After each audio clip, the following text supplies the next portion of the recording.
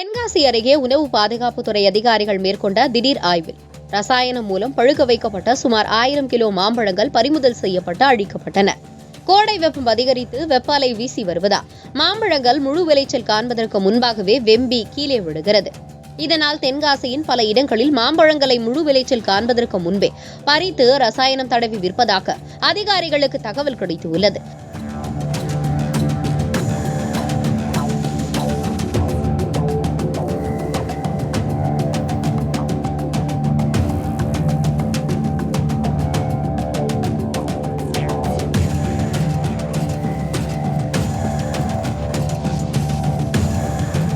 அதன் அடிப்படையில் வள்ளம் பகுதியில் உள்ள சில மாம்பழ கிடங்குகளில் உணவு பாதுகாப்புத்துறை அதிகாரிகள் திடீர் சோதனை செய்தனர்.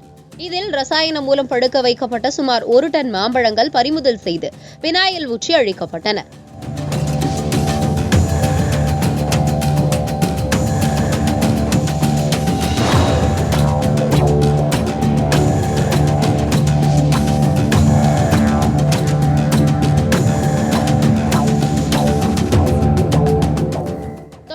ஆய்வுகள் நடைபெறும் என்றும் இதுபோன்ற செயல் தொடர்ந்தால் கடும் நடவடிக்கை எடுக்கப்படும் என உணவு பாதுகாப்புத்துறை அதிகாரிகள் எச்சரித்தனர்.